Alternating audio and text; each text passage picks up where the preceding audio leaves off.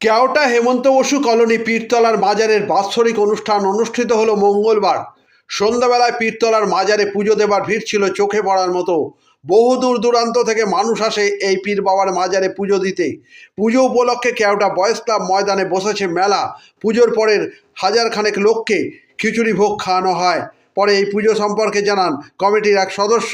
চুঁচুড়া থেকে প্রবীর ঘোষালের রিপোর্ট।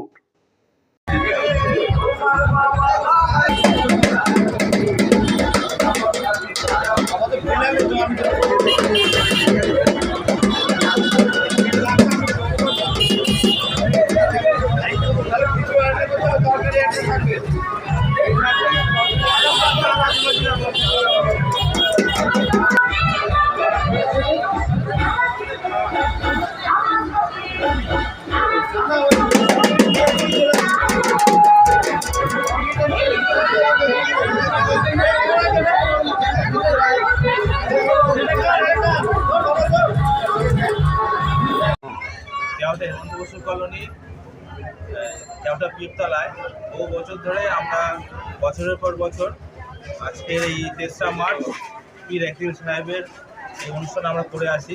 বহু দূর দূর থেকে আমাদের পুণ্যার্থীরা এখানে আসেন এবং মানত করেন এবং তাদের আশাও পূর্ণ হয়।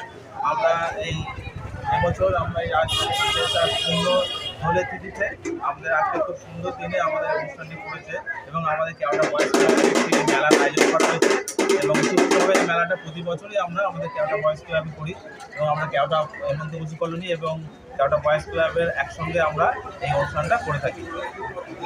আর এবারে প্রসাদ বিতরণ হবে তো? হ্যাঁ, আমরা একটু পরে আমাদের ভোগ বিতরণ শুরু হবে এবং প্রচুর মানুষের সমাগম হয় আজকের এই দিনেতে। মোহাম্মদ একদিল সাহেবের পীরস্থান। তোমার নামটা?